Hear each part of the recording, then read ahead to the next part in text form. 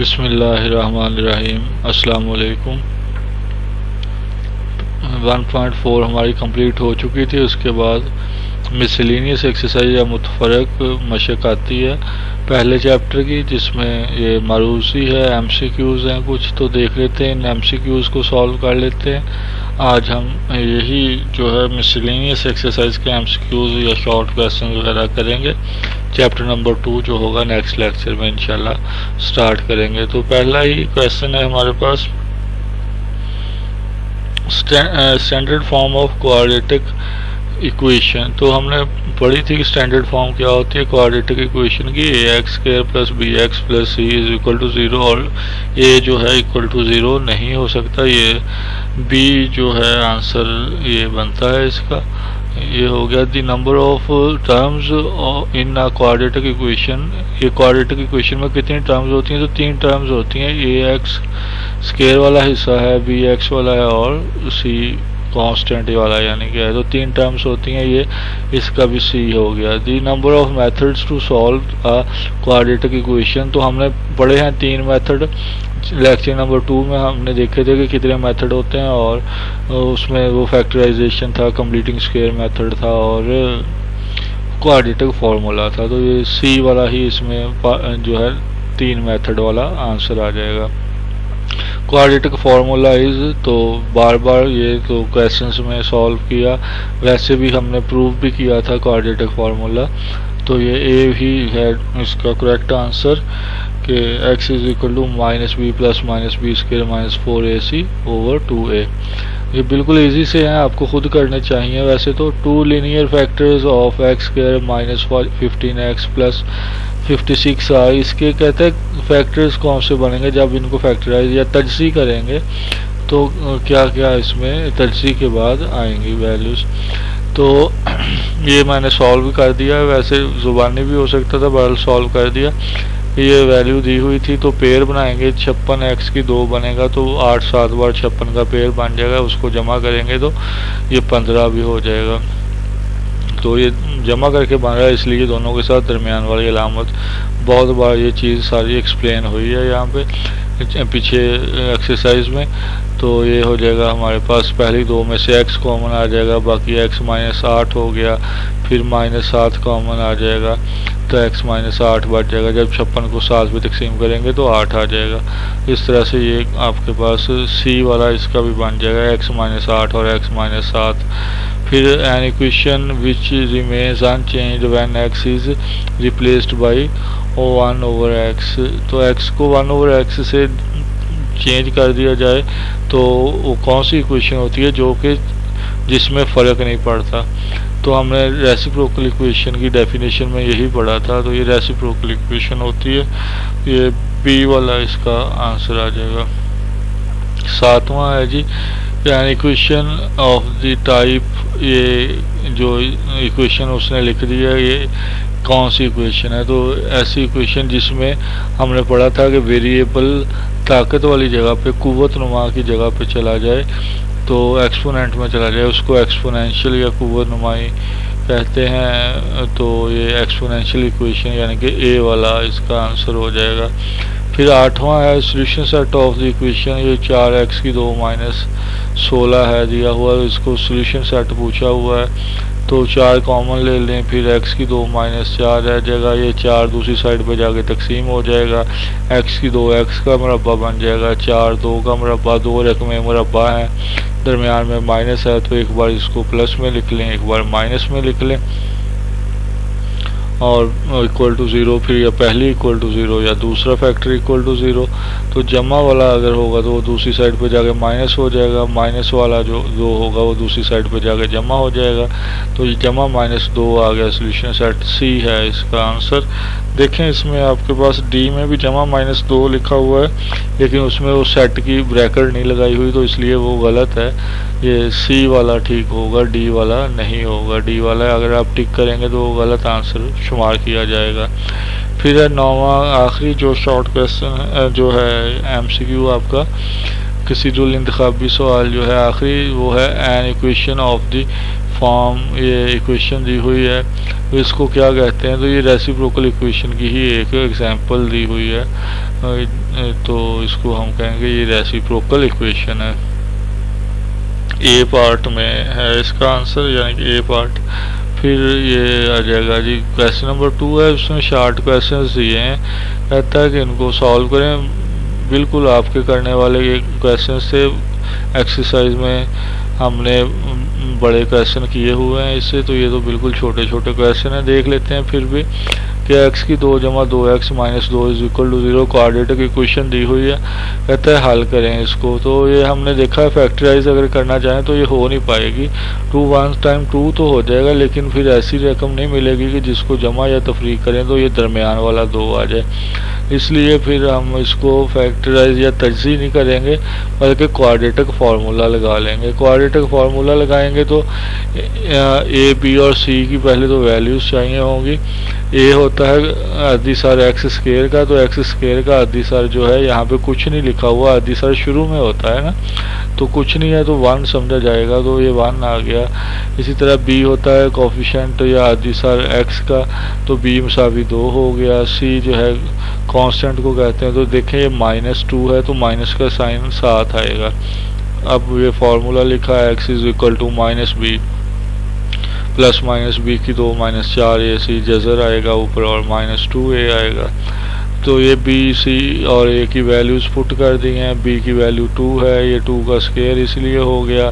4 minus ए की जगह पे 1 आ गया, सी की जगह पे -2 आ गया, ये फिर इसी तरह 2 और ए की जगह पे 1 आ गया। -2 ऐसे ही आ जाएगा, 2 का मुरब्बा करेंगे 4 हो जाएगा, ये माइनस माइनस जमा हो जाएगी, 4 2 बार 8 हो जाएगा, 8 और 4 को जमा करेंगे तो यहाँ पे 12 आ गया। बटे में वही 2 1 बार 2 वाला चल रहा है साथ साथ। अब देखें 12 का जब हम स्क्वायर रूट लेंगे तो पूरा पूरा नहीं निकलेगा, ये यहाँ पे साइड पे सॉल्व किया गया है। इसको अगर देखें तो ये देखें ये हो जाएगा, 2 पे तकसीम किया तो 6 आ गया, 2 पे तकसीम किया तो 3 आ गया। 2 ज़रब 2 का मतलब है 2 का मुरब्बा, और 3 अकेला है, 3 अकेला लिख दिया। जज़र था 12 के ऊपर तो इसलिए इनके ऊपर जज़र भी लगा दिया। 2 की 2 और ऊपर जज़र है तो ये मुरब्बा और जज़र कैंसिल हो जाएगा, 2 अकेला रह जाएगा और 3 का जज़र साथ आ जाएगा। तो ये 2 3 का जज़र यहाँ पे आ गया हमारे पास 12 की जगह पे। अब देखें 2 मुश्तरक निकल आएगा, बाकी हो गया -1 जमा माइनस, ये 2 मुश्तरक में चला गया और 3 का जज़र आ गया बटा 2। अब 2 से ये 2 कैंसिल हो गया, बाकी ये आंसर बच गया हमारे पास। उसके बाद इसका दूसरा पार्ट है कि कहता है अब इसको जो है सॉल्व करें और फैक्टराइजेशन की मदद से करें। अब देखें अगर चाहें अगर करते हम ये तो यहाँ पे ये भी हो सकता था कि x ये वाला जो है दूसरी साइड पे जाएगा, सॉरी ये वाला x जो है इसको जब दूसरी साइड पे लेके जाएंगे, इधर मल्टीप्लाई हो रहा है तो वो डिवाइड हो जाएगा, x से x कैंसिल हो जाएगा। जब कैंसिल करेंगे तो फिर एक ही x बचेगा, हमारे पास एक जवाब निकलेगा, एक हमारा जवाब ज़ाया हो जाएगा। तो इस तरह से नहीं इसको करेंगे, बल्कि ये करेंगे कि पूरी रकम को उठाएं, इसको जो भी है ये 15x है तो x को ख़त्म ऐसे कटिंग करके नहीं करेंगे, अगर कांस्टेंट वैल्यूज़ ख़त्म करनी हो तो वो कर सकते हैं। तो इसको उठा के हम दूसरी साइड पे ले गए तो -15x हो गया मुसावी 0 हो गया। अब देखेंगे जी इसमें से मुश्तरक क्या निकलता है, तो 5x पे दोनों रकमें डिवाइड होती हैं, 5x मुश्तरक ले लिया, 5 से 5 कट गया, x की 2 में से 1x मुश्तरक आ गया, 1x ब्रैकेट के अंदर आ गया। इसी तरह से -5 3 बार 15 हो गया, x मुश्तरक चला गया है, वो दोबारा नहीं लिखा जाएगा यहाँ पे। अब 2 फैक्टर्स हैं जो इक्वल टू मल्टीप्लाई हो गए 0 हो रहे हैं, तो ये 5x इज इक्वल टू पहला फैक्टर इक्वल टू 0 या फिर दूसरा फैक्टर इक्वल टू 0। जब तजज़ी हमने की थी 1.1 में तो अच्छी तरह ये बात बताई थी आपको। तो ये हो जाएगा, अब यहाँ से x का आंसर ये 5 दूसरी साइड पे जाके तकसीम हो जाएगा तो 0 बन जाएगा, 0/5 करके 0 ही हो जाएगा। जबकि -3 दूसरी साइड पे जाएगा तो ये +3 हो जाएगा। इस तरह से ये सॉल्यूशन सेट बन गया हमारे पास, जो है 0 और सॉरी ये 3 आएगा, यहाँ पे 2 नहीं आएगा। ये जो है आपके पास ये वाला एलिमेंट जो है यहाँ पे 3 आएगा, इसकी जगह पे ये वाला यहाँ से देख के लिखेंगे, ये 3 आंसर जो आया है। उसके बाद जी नेक्स्ट है right and in standard form. Third one जो है कि स्टैंडर्ड फॉर्म में लिखें। स्टैंडर्ड फॉर्म में जो 1.1 का पहला क्वेश्चन, यानी कि इस चैप्टर का पहला क्वेश्चन किया था स्टैंडर्ड फॉर्म में लिखने वाला। तो ये देखें, एलसीएम लें, डिनोमिनेटर्स में रकमें हैं, एलसीएम लिया x+4 और x-4 एलसीएम आ गया, उस हिस्से सब को मल्टीप्लाई कर दिया, ये पहले हिस्से को भी कर दिया, फिर x+4 x-4 को दूसरे हिस्से से भी मल्टीप्लाई कर दिया और इक्वल टू के बाद भी मल्टीप्लाई कर दिया। ये x+4 जो है यहाँ से x+4 इस डिनोमिनेटर से कैंसिल हो जाएगा, बाकी आपके पास x-4 इंटू 1 बच जाएगा। इसी तरह से यहाँ से जो x-4 है वो ख़त्म हो जाएगा, किसके साथ जी, इसके साथ वो जाके ख़त्म हो जाएगा, ये जो डिनोमिनेटर में x+4 है, और यहाँ पे x+4 बच जाएगा। जबकि ये 3 ऐसे ही आ गया और x+4 इंटू x-4 करेंगे तो ये x स्क्वायर -16 हो जाएगा, यानी कि a+b minus b square x square -4 square यानी कि 16 आ गया। अब इनको मल्टीप्लाई करते हैं तो 1 से मल्टीप्लाई करके x-4 पे भी कोई असर नहीं पड़ेगा और x+4 पे भी कोई असर नहीं पड़ेगा, ऐसे ही आ जाएंगे। ये 3 से ज़रब किया 3x की 2 हो गया, 3 को 16 से ज़रब किया तो 48 हो गया। ये जमा का 4 और माइनस का 4 आपस में कैंसिल हो जाएंगे, बाकी x और x 2x हो जाएगा। जब इस 2x को आप लेफ़्ट से उठाएंगे राइट पे लेके जाएंगे तो ये माइनस का 2x हो जाएगा, बाकी रकम ऐसे ही आ जाएगी नीचे। तो ये 3x की 2 माइनस 2x माइनस 48 ये हो गई जी स्टैंडर्ड फॉर्म। देखें, पहले x स्क्वायर वाली वैल्यू आ गई, फिर x वाली आ गई, फिर कांस्टेंट आ गया, इक्वल टू 0 हो गया, तो यही होती है स्टैंडर्ड फॉर्म। ये हो गया जी। उसके बाद है G write the names of the methods for solving a quadratic equation. किसी क्वाड्रेटिक इक्वेशन को हल करने के जो मेथड्स होते हैं उनके नाम लिखें। तो हमने ये एमसीक्यूज में भी देखा था कि कितने मेथड होते हैं, तो यहाँ पे भी उसने कहा नाम बताएं। तो फैक्टराइजेशन होती है, कंप्लीटिंग स्क्वायर होता है और क्वाड्रेटिक फार्मूला होता है। उसके बाद इसका जी 5वां जो है क्वेश्चन, 5वें वाले में ये है, उसने फिर कहा है कि इसको सॉल्व करें। तो सॉल्व करते हैं। ये स्क्वायर है तो स्क्वायर ख़त्म होगा तो ही हम आगे काम चला सकेंगे। स्क्वायर ख़त्म करने के लिए जज़र ले लिया, मुरब्बा ख़त्म करने के लिए दोनों साइड पे जज़र ले लिया। ये 2x माइनस 1/2 जो है वो आ गया जमा माइनस 3/2 के बराबर। अब जमा माइनस जो है इसको अलग अलग कर दिया, 9/4 का जज़र जो है 3/2 आएगा और कांस्टेंट का जज़र लिया इसलिए जमा माइनस भी आएगी।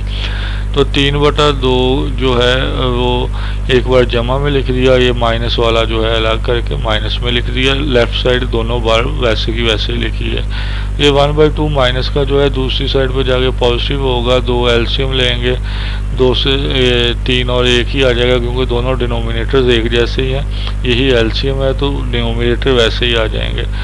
तो ये हो जाएगा 4/2 और ये वाला जो 2x है, जो ये 2 जो है मल्टीप्लाई हो रहा था, ये साथ में आके यहाँ पे हो जाएगा हमारे पास ये 2 जो है ये भी डिवाइड हो जाएगा और इस तरह से ये 4, ये 2 बार 4 हो गया, 4 से 4 कट गया, 1 आ जाएगा हमारे पास x का आंसर।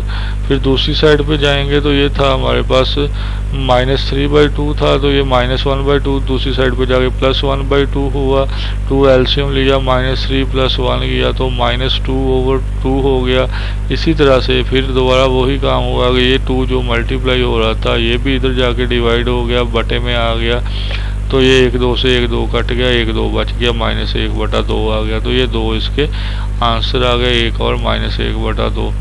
उसके बाद सॉल्व, फिर ये उसी जज़र में अब दे दिए रेडिकल इक्वेशन है जो 1.4 लास्ट एक्सरसाइज कर रहे थे। बिल्कुल सिंपल सा ये क्वेश्चन एक दे दिया उसने। तो ये क्या करेंगे जी कि जज़र ख़त्म करने के लिए मुरब्बा लिया जाता है, तो मुरब्बा ले लिया हमने। जज़र ख़त्म हो जाएगा लेफ़्ट साइड का, राइट साइड पे x का स्क्वायर करेंगे तो x की 2 हो जाएगी। तो ये 3x और जमा 18 को भी राइट पे शिफ्ट किया तो -3x -18 हो जाएगा। अब इसके पेयर बनाएंगे, फैक्टराइज करेंगे तो 18, हमने क्या तरीका था जी हमारा फैक्टराइजेशन का कि जो x स्क्वायर होता है, सॉरी जी x स्क्वायर जो है ये इतना, ये मल्टीप्लाई होता है कांस्टेंट के साथ, यानी कि -18 के साथ मल्टीप्लाई होगा तो -18x की 2 हो जाएगा। इसमें से ऐसा 1 ज़रब 18, 2 ज़रब 9 और 3 ज़रब 6, ये होते हैं 18 के पेड़। इनमें से ऐसा पेड़ लेंगे जिसको प्लस या माइनस करें तो क्या आ जाए, ये x का कोफिशिएंट आ जाए, यानी कि 3 आ जाए। तो 6 में से 3 माइनस करके आता है, तो माइनस करके आएगा तो बड़ी के साथ ये अलामत दरमियान में जो 3 के साथ थी वो लग जाएगी, छोटी के साथ उसकी उलट अलामत लगेगी। वेल तो ये फैक्टर, ये पहली दो में से अब कॉमन लिया, x आ गया, बाकी x माइनस 6 आ गया, जमा 3 कॉमन आ गया, x माइनस 6 आ गया। अब x माइनस 6 और x जमा 3 आ गया, और ये दोनों फैक्टर्स को बारी बारी इक्वल टू 0 किया, पहला इक्वल टू 0 या फिर दूसरा इक्वल टू 0। तो -6 वाला जो है जमा 6 में चला गया, x जमा 3 जो था वो -3 हो गया। इस तरह से ये इसका सोल्यूशन सेट या आंसर आ गया। तो ये थे सॉल्व करने वाले क्वेश्चन। उसके बाद है define quadratic equation, reciprocal equation, exponential equation और रेडिकल इक्वेशन, ये 4 दिए हुए हैं।